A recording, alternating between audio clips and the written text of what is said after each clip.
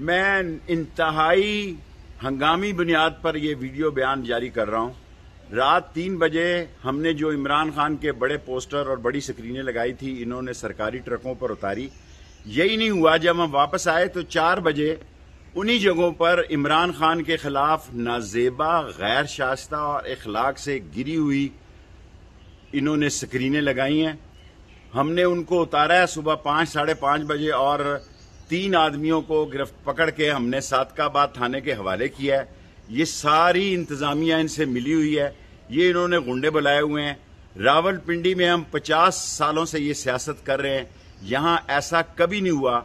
मैंने और राशिद शफीक ने आज एक बड़ी रैली के साथ 5 बजे रहमानाबाद पहुंचना है लाल हवेली से 50 साल की तारीख में ऐसा कभी कोई काम नहीं हुआ। इंतजामिया क्योंकि उनसे मिल चुकी है, पुलिस सारी मिली हुई है। मैं मुख्तदर हलकों को बताना चाहता हूं, मैं एजेंसीज को बताना चाहता हूं, ये लड़ाई करना चाहते हैं, ये लड़ाई होगी। हम लड़ाई को अवॉइड करेंगे हर सूरत में। जो पोस्टर शहर में इमरान खान के बारे में बांटे जा रहे हैं, ये तहकीक की जाए कि इनके पीछे कौन है और ये क्यों किया जा रहा है।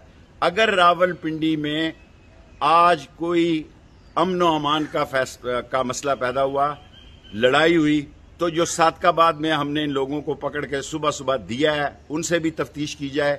ये सारा कुछ एक मुनज़्ज़म मंसूबे के तहत हो रहा है। अपनी पुलिस लगाई है, अपने SHO लगाए हैं, अपने गुंडों को बुलाया गया है। सो रावलपिंडी के हालात को खराब कर रहे हैं।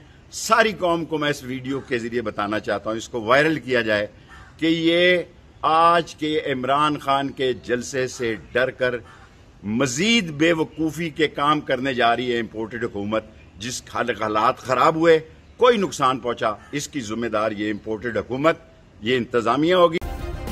सब्सक्राइब करें और बेल दबाएं ताकि कोई खबर रह न जाए।